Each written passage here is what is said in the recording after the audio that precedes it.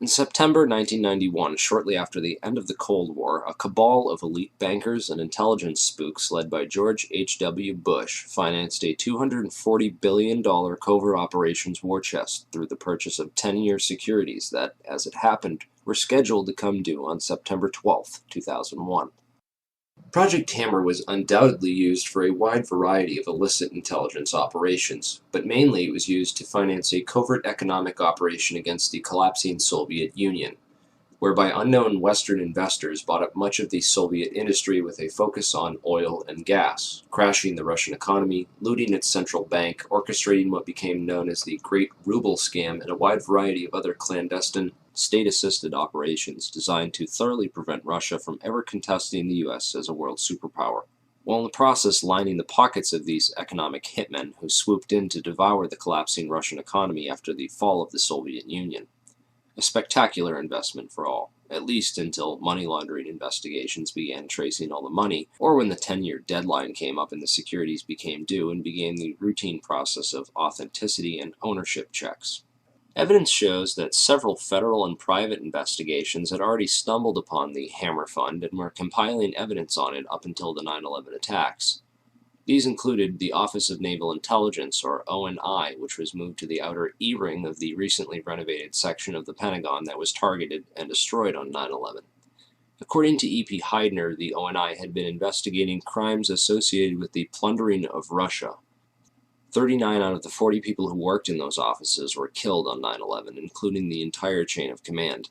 The Pentagon's financial accounting offices in that same wing were also an obvious target, as were the passengers on board Flight 77, many of whom coincidentally held top-secret clearances and were connected with Pentagon black operations. Agents of the Office of Naval Intelligence had also been investigating financial transactions which were linked to securities being managed by those securities dealers in the World Trade Center that were also targeted. 31% of the 125 fatalities in the Pentagon were from the Naval Command Center that housed the Office of Naval Intelligence. 41% of the fatalities in the Twin Towers came from two companies that managed U.S. government securities, Cantor Fitzgerald and Eurobrokers. There were three major security brokers in the World Trade Center: Cantor Fitzgerald, Eurobrokers, and Garbin Intercapital. At 8:46 on the morning of September 11th, Flight 11 flew directly into Marshall McLennan's secure computer room in the North Tower, right below the floor on which Cantor Fitzgerald was situated. Cantor Fitzgerald was the largest security dealer in the U.S. Shortly after that, a massive explosion went off just under the FBI offices in the North Tower on the 23rd floor. Fires were reported on the 22nd floor at 8:47. There were also explosions and subsequent fires reported at Garbin Intercapital on the 25th floor and in the basement of Tower 1 as well. Shortly thereafter, at 9:03, Flight 175 hit the South Tower right below the floors on which Eurobrokers was situated. In all three cases, the explosive, fiery destruction consumed the offices and the several floors above, destroying files and trapping victims inside. In the midst of all this, Building 6 was destroyed by an explosion that took place before either tower fell. This secondary explosion took out a portion of the building which just happened to include the El Dorado Task Force's offices. The El Dorado Task Force was an interagency money laundering watchdog group responsible for coordinating all major money laundering investigations in the U.S. In the immediate aftermath of September 11th, these groups would be redirected to investigate terrorist financing. Building 6 was located directly between the North Tower and World Trade Center Building 7. While large portions of World Trade Center 6 were gutted by explosions and later by falling debris from the North Tower, the building itself did not suffer a global symmetric collapse at near freefall acceleration as did Buildings 1, 2, and 7. FEMA photographer and 9/11 whistleblower Kurt Sonnenfeld took some interesting pictures of the U.S. Customs Vault in the basement of World Trade Center 6, which was found completely empty and left with the door wide open. All of its contents appear to have been looted during the attacks. There is also evidence that gold was being looted from the vaults beneath World Trade Center 4. There were several early reports of a 10-wheel truck packed with stolen bullion caught fleeing World Trade Center 5 when the vehicle had become stuck on a collapsed ceiling brace, forcing the driver to flee the scene.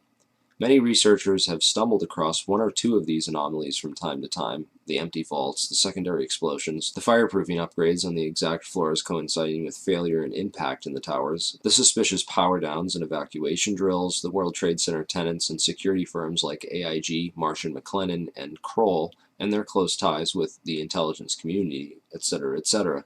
These anomalies are not unrelated, but nevertheless became lost inside the chaos of that September morn, the aftermath, and subsequent cover-ups. Okay, so what does all this mean? Overall, a critical mass of brokers from the major government security brokerages in the Twin Towers had to be eliminated to create chaos in the government securities market. A situation needed to be created wherein $240 billion of covert securities could be electronically cleared without anyone asking questions, which happened when the Federal Reserve declared an emergency and invoked its emergency powers that very afternoon. On September 14th, the Securities and Exchange Commission declared a national emergency and for the first time in U.S. history invoked its emergency powers under the Securities Exchange Act Section 12K and eased regulatory restrictions for clearing and settling security trades for the next 15 days.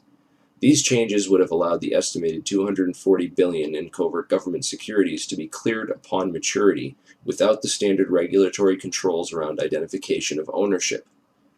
The towers needed to be demolished to create a big enough mess that the illicit activities taking place behind the scenes that morning could be hidden in the confusion of that day. Okay, now let's talk a little bit about who did it and how.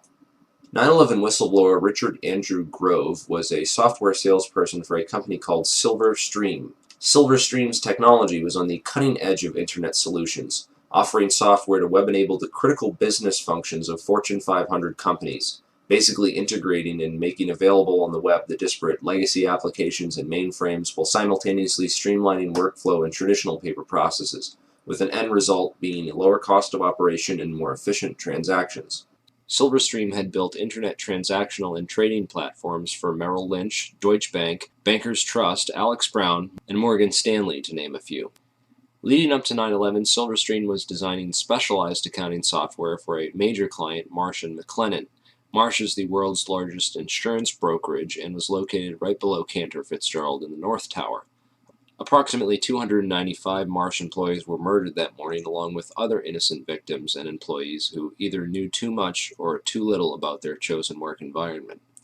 But most importantly, Silverstream provided a specific type of connectivity that was used to link AIG and Marsh & McLennan, the first two commercial companies on the planet to employ this type of transaction.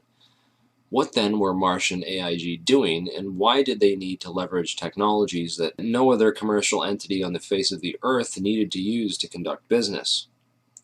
The recovered hard drives from the World Trade Center, combined with Richard Grove's testimony, give us some intriguing clues. Grove discovered that Silverstream was overbilling Marsh to the tune of $7 million extra for fictitious and unneeded hardware. He also became aware of an exploitable flaw in the accounting software that had been sold to a variety of Marsh's clients and partners. When he brought this up to his superiors at Silverstream and others at Marsh, he was told to keep quiet and not to worry about it. But other friends of his at Marsh were also getting concerned and began documenting what was going on and raising concerns within the company. At last, they were finally granted a hearing with one of Marsh's high-ranking executives and were told to bring all their evidence to a hearing scheduled for 8:30 a.m. on September 11, 2001, on the 93rd floor. The high-ranking member of Marsh, who Grove did not name, would participate via teleconference from the safety of his home, while Marsh employees and potential whistleblowers, Gary Lasko, Catherine Lee, Ken Rice, Richard Breuhardt, and John Oltzhofer, would die in the meeting room in the North Tower with all their evidence when American Airlines Flight 11 would impact that very section of the building. Richard Grove fortunately got stuck in traffic that morning and didn't make it. Computer hard drives recovered from the World Trade Center show a spike in suspicious transfers that took place within the World Trade Center as the 9/11 attacks were unfolding. Richard Grove is convinced that these suspicious money transfers were performed electronically using Silverstream software, and that the overbilling of Marsh was hush money for the operations. It would certainly have helped clear up that $240 billion in securities and make it look like any of those companies might have done it. The recovered hard drives and financial transactions from 9/11 all show clear evidence that something was going on that morning. Marsh's CEO at the time was Jeffrey Greenberg, the son of Maurice Greenberg of AIG. Most insurance companies were hurting badly in late 2001 after $40 billion in insurance settlements had been paid out for the devastation caused by the 9/11 attacks. Yet one insurance company did not suffer quite the same losses as the other companies did. American International Group, or AIG as it turns out, is much more than an insurance company. With its long ties to the intelligence community, AIG was founded by OSS operative Cornelius V. Starr, 2 R's, the uncle of Clinton's friend Kenneth Starr. AIG currently operates a complex network of shell companies and other entities which operate internationally and have been used for clandestine intelligence gathering and other covert activities for decades. The company that ran security in the World Trade Center, Kroll Associates, was owned by AIG. The CEO of AIG on 9/11 was a guy named Morris Greenberg, who was actually nominated for the position of Director of Central Intelligence after he authored a report for the Council on Foreign Relations, of which he's a high-ranking member, where he advocated that FBI and Drug Enforcement Agency agents operating abroad should not be allowed to act independently of either the ambassador or the CIA, lest pursuit of evidence or individuals for prosecution cause major foreign policy problems or complicate ongoing intelligence and diplomatic activities. Of course, this type of policy is essentially a continuation of things like Executive Order 12333 and the CIA-assisted Contra cocaine trafficking that went on as an immediate result. These backdoor agreements open the floodgates for government drug money laundering and narco-trafficking. Former LAPD narcotics detective turned whistleblower Michael Rupert has written a series of excellent articles documenting AIG's involvement in drug money laundering, undoubtedly revealing yet another motive for the invasion of Afghanistan, a country which currently produces over 90% of the world's heroin supply. Drugs are arguably the most profitable commodity on the entire international market, and drug money was undoubtedly a motive behind the invasion of Afghanistan and consequently the 9/11 attacks. While companies like AIG launder the drug money for big banks, the actual drug production and trafficking can be traced back to the same Iran-Contra affiliates like Richard Armitage and Frank Carlucci. Unfortunately, that rabbit hole is a bit too deep and off-topic to get into here. I will mention that DynCorp was heavily involved, as well as Stewart Air Force Base in upstate New York, where the two flights out of Boston crossed paths simultaneously and shut off their transponders before making their way to the Twin Towers. Many researchers believe that the MENA operation was moved to Stewart Air Force Base after Barry Seal got whacked. Richard Armitage was the Deputy Secretary of State on 9/11, and according to whistleblower Michael Springman, he was the man responsible for granting visas to 15 out of 19 of the 9/11 hijackers, allowing them to enter the U.S. and pursue flight training. Frank Carlucci is the chairman of the Carlyle Group and was in Washington, D.C. on 9/11, having just met with George H.W. Bush and the brother of Osama bin Laden on Carlyle Group business. Frank Carlucci was also the chairman of BDM International, a company that served as a front for State Department black operations. Frank Carlucci's employees at BDM International left to take charge of Stratesec, the World Trade Center and airport security firm. Corporate Operating Officer Barry W. McDaniel, an ex-military expert in logistics and materials distribution, and CEO Wirt Dexter Walker III, who is a distant Bush cousin from the Herbert Walker line, with an extensive history of managing CIA front companies. Marvin Bush, the president's brother, was also a board member at Stratesec, although Stratesec maintained contracts for security upgrades which were set to expire on September 11, 2001. They were not the company officially charged with World Trade Center security. This role was assigned to a risk management firm called Kroll Associates. Kroll's chairman, Jerome Hauer, was a longtime personal friend of ex-FBI counterterrorism expert John O'Neill and was responsible for O'Neill's appointment as head of security for the World Trade Center just a few days prior to the 9/11 attacks. O'Neill is the world's leading expert on Osama bin Laden and al-Qaeda and was a potential 9/11 whistleblower with hard evidence of White House complicity in the protection and shielding of the 9/11 hijackers from all means of federal investigation. Al-Qaeda hijacking suspects were flagged by the Able Danger terrorist tracking program, which was also shut down by the White House. Able Danger whistleblower Anthony Schaefer claims the U.S. government destroyed over 6 terabytes of data related to Able Danger, which he also claims identified 9/11 ringleader Mohammed Atta as early as February of 2000.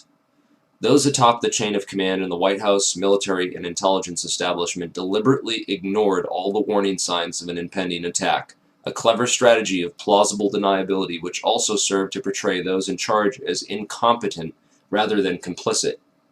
In every major head throughout the chain of command on 9/11, from NORAD to the military, we see a repeated theme of complicity through negligence or incompetence. After 9/11, failure and incompetence was rewarded, and whistleblowers were silenced. Combined with the fact that 6 corporations control 90% of the media, and CIA operations like Mockingbird admit to taking over and subverting our US media, we can understand how such a big lie could have been kept from the American public for so long.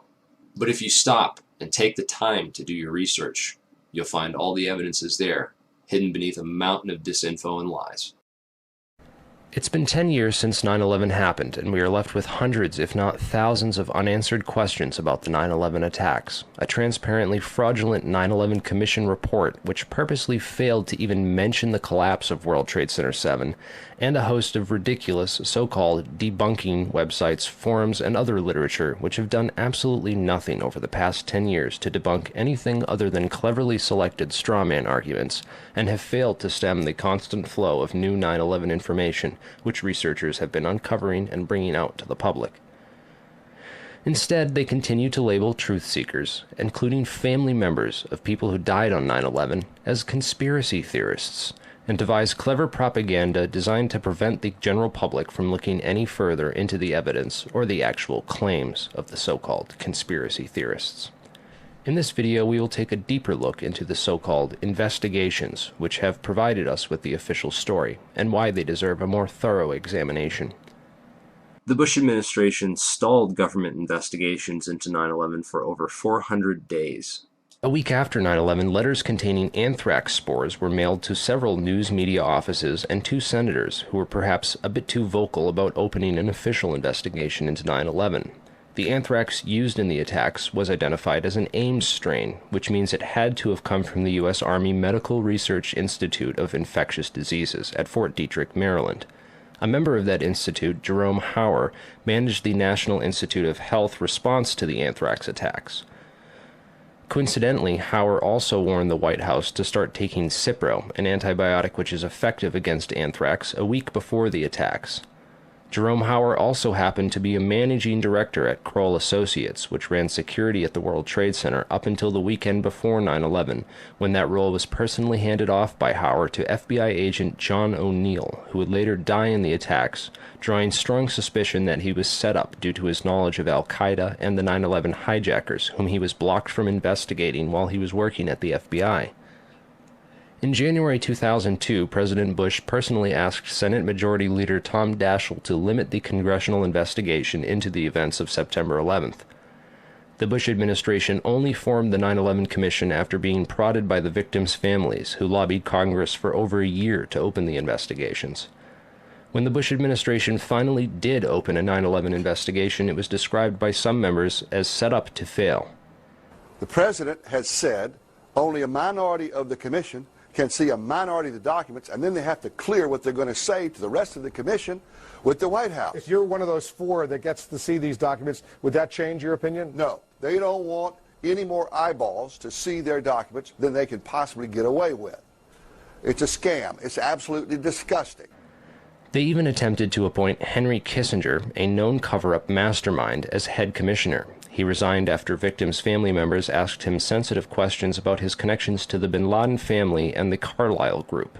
Philip Zelikow wrote the conclusions for the report before the investigation ever began, and even then any areas which did not support the official story were neither mentioned nor investigated by the 9/11 Commission. 6 out of 10 members of that commission have discussed on record how the government lied about the official story, and 70% of the questions posed by the victims' families were never answered or officially investigated. It's important to look at what happened to the evidence from 9/11. The day of 9/11, most of the FBI was in Monterey, California on an agency retreat. Let's go to our State Department correspondent, Andrea Mitchell. Andrea, what can you tell us? Well, this from the FBI. The State Department has been evacuated. There was a meeting going on in the Operations Center. Other top officials were in the Situation Room at the White House. Colin Powell is in Bogota, Colombia, on a 2-day trip.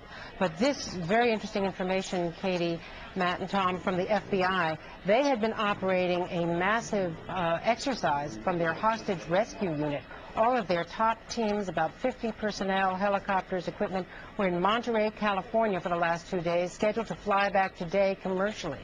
So all of those people are out of place. It's fair to say, according to sources that we've talked to here at NBC, that the FBI rescue operations and other FBI operations are really in chaos right now because they can't reach their officials in New York. All of their phone lines are down, and now you've got all of their special experts on this stuck in Monterey, California, trying to get a military flight back because there are no longer commercial flights. So they are seriously out of pocket, and there is a real breakdown of the FBI anti-terror coordination team, which is, of course, the principal team that would lead any effort and was so effective under Jim Kallstrom in New York City during the World Trade Center bombing and the TWA explosion, which of course turned out not to be terror. Andrea, is the State Department... This was essential for keeping the more experienced and honest members of the agency as far away from the crime scene as possible, while other agency insiders could be assigned to the investigations before their counterparts returned. Federal authorities such as FEMA and the CIA took immediate control over the crime scene and began whisking away evidence that very same night. Turner Construction, one of the primary contractors at Ground Zero, occupied the 38th floor of the North Tower and was involved in performing the fireproofing upgrades inside the towers. It has been noted that these upgrades were completed in the 3 years before 9/11 on floors that match up almost identically to the floors of impact and failure on 9/11. Once the cleanup was fully coordinated, the operations were consolidated under the control of two primary contractors, AMEC Construction Management and Bovis Lend-Lease. These are the two companies that were originally assigned to the areas of Ground Zero that included the North Tower, AMEC, and the South Tower, Bovis. A truly surprising fact is that at the time of the attacks on 9/11, AMEC had just completed a $258 million refurbishment of Wedge 1 of the Pentagon, which is exactly where American Airlines Flight 77 impacted that building. Arguments over the size of the hole of the Pentagon and whether it was a plane or a missile are, in my opinion, a convenient distraction from the much bigger picture of why that section of the building was targeted and by whom. On September 10, 2001, Secretary of Defense Donald Rumsfeld announced that $2.3 trillion in unadjusted funds were missing from the Pentagon budget. The very next day, the offices whose responsibility it was for tracking that money down were destroyed when American Airlines Flight 77 impacted that very section of the building. The only off-site backup for the Pentagon's black budget financial records was a secure federal office building in the World Trade Center complex. Strangely, it too was destroyed on 9/11. World Trade Center 7 was the largest CIA headquarters outside of Langley, Virginia, and housed offices involved in several large-scale federal investigations into massive stock market and accounting fraud. Not surprisingly, World Trade Center 7 was the first to be cleaned up and the evidence destroyed at Ground Zero. So if the Twin Towers in Building 7 were brought down in a controlled demolition, and the scientific evidence points to nanothermite, then who could have produced this and who could have put it in the buildings and how did they get it there? In the impact zone of the North Tower was a company called Marsh & McLennan, which at the time was the world's largest insurance brokerage company. One of Marsh's executives was a guy named L. Paul Bremer, who was also the chairman of the Congressional National Commission on Terrorism from 1999 to 2000, and the U.S. Ambassador at Large for Counterterrorism from 1986 to 1989. Instead of going to work on the day of 9/11 and dying inside the towers with hundreds of his employees, Bremer decided to go on MSNBC and tell the world that Osama bin Laden was behind the attacks and possibly Iraq and Iran, and then he demanded the most severe military response we can come up with. L. Paul Bremer was called away from Marsh in 2003 to become the Iraq occupation governor, a role he has been widely criticized for. So Bremer not only worked inside the buildings, but had offices directly in the impact zone of the South Tower where Flight 175 would hit. He missed work on 9/11 to give us the official story on national television, and went on to be the Iraq occupation governor. You really can't get more connected to 9/11 than that.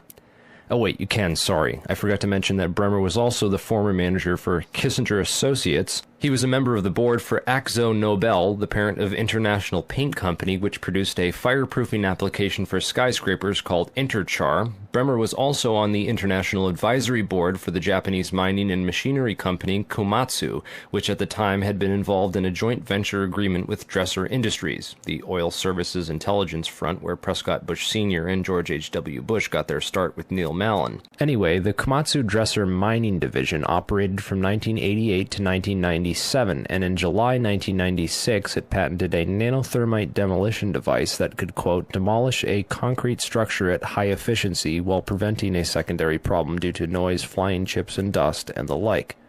As many of you know, residues of thermite, a highly energetic chemical mixture, have been confirmed in samples of World Trade Center dust, and the use of thermite at the World Trade Center was also revealed by environmental data.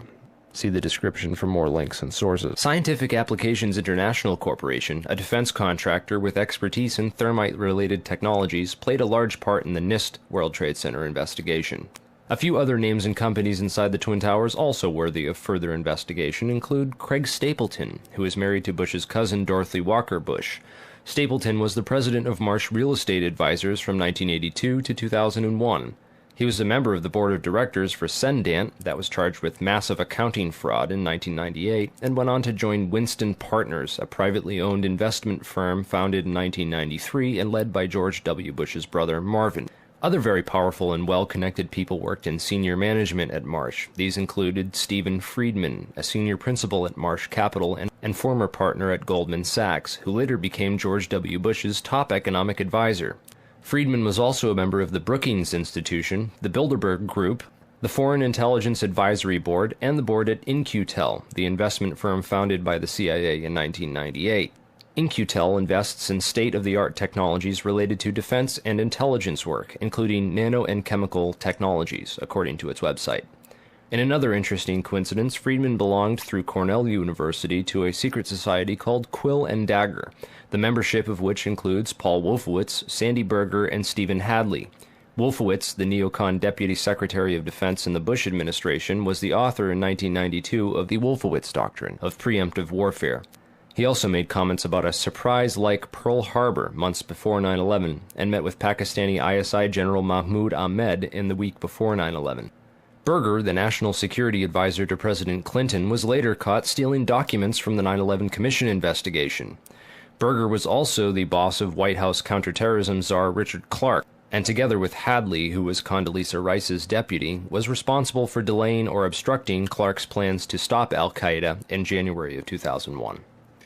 Jeffrey Greenberg resigned from Marsh & McLennan after being accused of serious financial crimes. The first plane of 9/11 flew directly into his company's secure computer room in the North Tower. Jeffrey Greenberg is a member of the Brookings Institution and the Trilateral Commission. Jeffrey Greenberg rose quickly through management at Marsh, having come there directly from AIG in 1995, and then becoming CEO just 4 years later. At Brookings, Greenberg hobnobbed with Lee Hamilton, co-chair of the 9/11 Commission. There's also Jim Pierce, another Bush cousin, who was managing director of Aon Corporation, who, according to the NIST report, modified unknown sections of Floor 83 in the South Tower in 1997. Jim Pierce had arranged a meeting on the 105th floor of the South Tower for that morning. Pierce survived that day, despite the fact that 12 people came to the meeting in the South Tower and 11 of them died. The location of the meeting had been changed the night before to the Millennium Hotel, where Pierce watched the South Tower as it was hit by the aircraft. Apparently, the meeting attendees were not all notified of the change in location.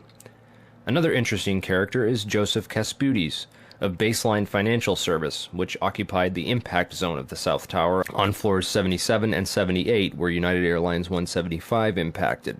Kasputis has a history of being well connected to the highest levels of government, as well as to the defense and intelligence industries. Kasputis worked from 1972 to 1977 for the U.S. Department of Commerce and Defense. He was also the deputy director of Nixon's White House task force that dealt with the Arab oil embargo of 1973, and was instrumental in the creation of the Department of Energy.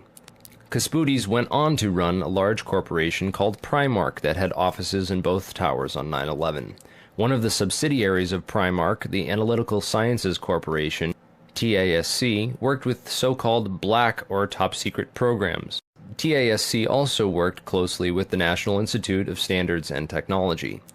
Kasputis was also a member of the Logistics Management Institute, LMI, whose members included Paul Kaminsky of In-Q-Tel and General Dynamics, Charles DiBona of Halliburton, Skull and Bones member Joseph Samuel Nye, and Michael Daniels of Scientific Applications International Corporation. LMI's self-proclaimed role is advancing the science of government. Casputi's connections to the DOE from 1977 through at least 1997 are interesting, considering that the DOE was developing thermite ignition devices as early as 1983. Joseph Casputes went on to become the CEO of Baseline Financial Services, which was directly in the impact zone on the 78th floor of the South Tower. According to NIST, Casputes Baseline Financial modified the southeast corner of Floor 78 in 1999, exactly where the aircraft hit on 9/11. Floors 77 and 78 were upgraded for fireproofing in June and April of 1998, respectively. Another company of interest on Floor 91, just above the impact zone for the South Tower, was Washington Group International. This company was known primarily as a construction and mining firm, and it had just acquired Raytheon Engineers in July of 2000. In 1996, Washington took over Morrison Knudsen, an engineering and construction firm that had a history of working on large-scale projects around the world, including in China, Iran, Afghanistan, and Saudi Arabia. The Army Corps of Engineers hired Morrison Knudsen to demolish over 200 buildings in 1995. One of the DOE facilities for which Washington was responsible well before 9/11 was the Savannah River site near Aiken, South Carolina. In February of 1997, Lawrence Livermore National Labs and the Savannah River site signed an agreement of cooperation to share technology. Savannah went on to add developing sol gel technology for fuels and other applications to its portfolio. Sol gel technology is utilized by Lawrence Livermore National Laboratories for making nanothermites. In another coincidence, Savannah River Technology staff participated in the search and rescue operations at Ground Zero by providing unique tools. Just before 9/11, Washington was going through a tough time financially and sought Chapter 11 bankruptcy protection. Securities and Exchange Commission documents show that Washington made court-ordered pre-petition payments as part of these proceedings to a number of companies, including Komatsu. Washington also made payments to Greenhorn and Omara, whose employee, Teresa McAllister, was a lead author of the FEMA and NIST reports on the World Trade Center disaster, and to Sumitomo Bank, which was closely allied with Komatsu. Building 7 was a 47-story federal office building in the World Trade Center site, which collapsed at 5:20 p.m. on the afternoon of 9/11. This building was home to the CIA, in fact, the largest CIA headquarters outside of Langley, Virginia. It also housed offices for the Secret Service and the Securities and Exchange Commission. One of the most interesting tenants, however, was then Mayor Giuliani's Office of Emergency Management and its Emergency Command Center on the 23rd floor. This floor received $15 million worth of renovations, including independent and secure air and water supplies, and bullet and bomb-resistant windows designed to withstand 200-mile-per-hour winds. Mayor Giuliani was a former U.S. prosecutor for the South District of New York from 1983 to 1989, who was in charge of investigating the terrorist financing Bank of Credit and Commerce International. After he left his job as a prosecutor to start a political career, he worked for a law firm called White & Case that actually represented BCCI. So he went from prosecuting the BCCI to working for a law firm which defended the BCCI. This was likely his foot in the door of this underground corporate criminal network. Giuliani would later help to destroy all the crime scene evidence from Ground Zero. Giuliani's sidekick on 9/11 was Police Commissioner Bernard Kerik, who appeared to be coaching some of Rudy's actions that day, keeping him away from the media and even answering questions for him about explosives in the buildings. In fact, Bernard Kerik gave us the first official government pronouncement that no explosives were involved in the destruction of the World Trade Center buildings. Kerik's department was also the same one that found that pristine, completely undamaged hijacker's passport, which survived a plane impact, and Fireball, which destroyed 2 titanium black boxes and 3 towers. Yeah, Kerik would later receive a nomination from President Bush to become Director of Homeland Security, which he declined for personal and political reasons, and instead took a job training the Iraqi police force in Iraq alongside L. Paul Bremer. Both men are credited for turning Iraq into the unwinnable quagmire it is today. In February of 2010, Kerik was sentenced to 4 years in federal prison for conspiracy and fraud charges, unrelated to the crimes of 9/11, unfortunately, but it still goes to show you what kind of person he is. Definitely the kind of person you'd want inside the New York City police force during a staged event like 9/11. And lastly, we have the Pentagon. It's certainly peculiar, to say the least, that al-Qaeda terrorists hell-bent on destroying the USA would not crash their plane into the north wing of the Pentagon, where all the most important offices were, like Donald Rumsfeld, John Ashcroft, etc., and that they would instead choose to target the one section of the Pentagon that had most recently been refurbished to withstand missile impacts. It's also interesting to note that the company which completed the $258 million refurbishment to Wedge 1 of the Pentagon was also hired as a contractor to clean up Ground Zero in New York City. Wedge 1 also coincidentally housed the Pentagon's Budget Analyst Office, where DoD staffers were working on the mystery of the $2.3 trillion that was reported missing by Defense Secretary Donald Rumsfeld in a press conference the day before 9/11. The Pentagon's comptroller in charge of that money at the time was an interesting fellow named Dov Zakheim, a member of the Council on Foreign Relations, the International Institute for Strategic Studies, and a contributor to the neocon think tank Project for the New American Century. Zakheim helped write the PNAC document Rebuilding America's Defenses, in which he is credited for the line which states, "Further, the process of transformation, even if it brings revolutionary change, is likely to be a long one, absent some catastrophic and catalyzing event, like a new Pearl Harbor." Several members of the Bush administration, including President Bush himself, would later refer to 9/11 as a new Pearl Harbor. A respected and established voice in the intelligence community, his views were eagerly accepted. And Dov went from his position at Systems Planning Corporation to become the comptroller of the Pentagon in May of 2001. Perhaps not so coincidentally, it was an SPC subsidiary, Tridata Corporation, that oversaw the investigation after the terrorist attacks on the World Trade Center in 1993. SPC, according to their official website, specializes in many areas of defense technology production and manufacture, including a system developed by their radar physics group called the Flight Termination System, or FTS.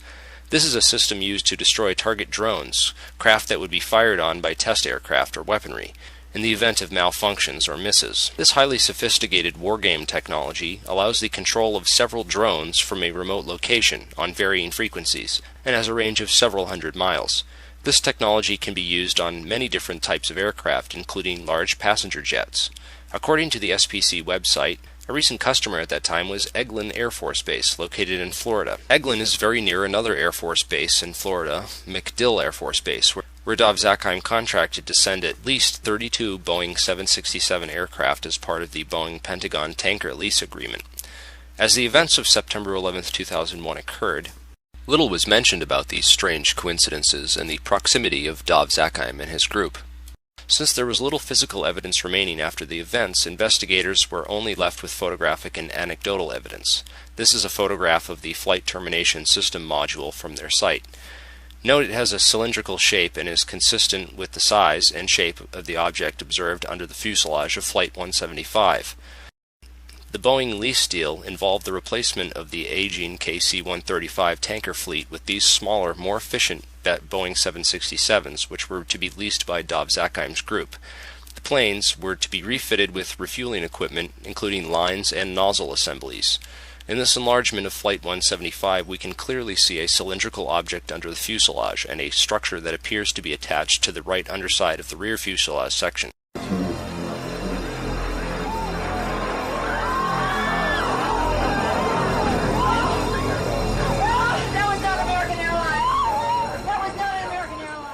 When seen in comparison, it is obvious that the plane approaching the Trade Center has both these structures, the FTS module, and the mid-air refueling equipment, as configured on the modified Boeing 767 tankers. Of particular interest is the long tube-like anomalous structure under the rear fuselage area of 175. This structure runs along the right rear bottom of the plane. The equipment attached to the underside of the plane which hit the World Trade Center is identical in every single way to the Boeing 767s issued by Dov Zakheim. Whoa, whoa, whoa. Bring it back. The video you're watching now came from Loose Change First Edition. Did you catch that? It appears to show the FTS pod self-destructing just before impact.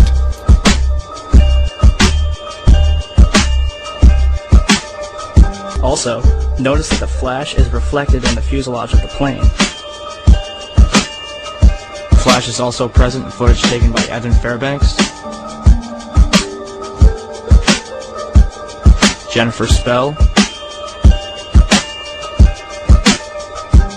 CNN.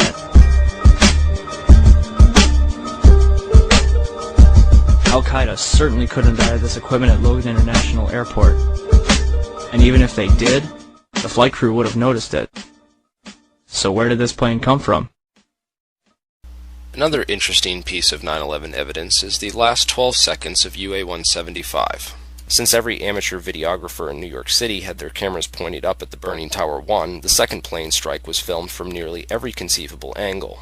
Expert analysis of this plane leads to some startling revelations. First, there is the expertly controlled flight characteristics of this plane. During its last 12 seconds of flight, UA-175 made a single corrective maneuver so perfectly timed and executed that it's unlikely it was piloted by human hands. One of the things that jumped out at me when I looked at the footage of the video of Flight 175 as it went into the World Trade Center is it appeared to me that there was something on the under fuselage of that aircraft that did not belong there, at least not with a commercial airliner.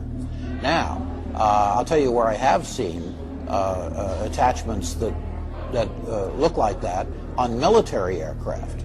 So the question you have to answer now is, was that the commercial airliner that hit the World Trade Center, or possibly was it an aircraft that looked very similar but was a military type airplane? All the recorded sources, all the different photographic evidence that was produced by CNN and ABC, they all show this pod. It's there. You can see it with your own eyes. And in my professional opinion, that there was a pod attached to the bottom of that aircraft, and therefore it was not United Airlines Flight 175.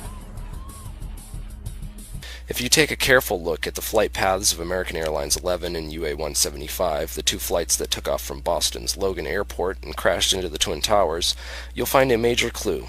Not only did both these planes cross paths directly over Stewart Air Force Base, but they did so at the exact same time. Another odd synchronicity is Flight 93, which had been sitting on the tarmac delayed at the airport for nearly 40 minutes with no explanation.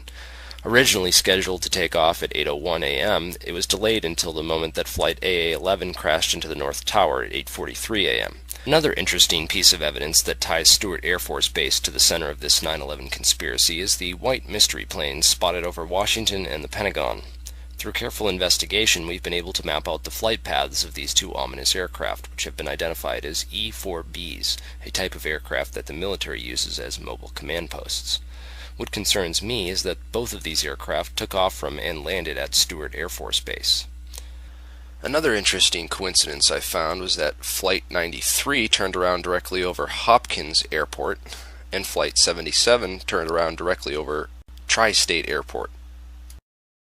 Webster Tarpley has done some of the most thorough research into the wargame exercises that were taking place on the day of 9/11. But this white mystery plane, the Doomsday plane, what was it doing over the Pentagon and the White House on 9/11? Who was flying in that plane? What were they doing? Being the comptroller for the Pentagon and the chief financial officer, you have to kind of wonder what Dov Zakheim was doing on 9/11. And what his connections were to the $2.3 trillion that were missing from the Pentagon the day before 9/11. If anything, the individuals and organizations outlined in this video are at least as suspicious as the 19 hijackers themselves. They have nothing on us. I don't shoot. Book 'em, Dano.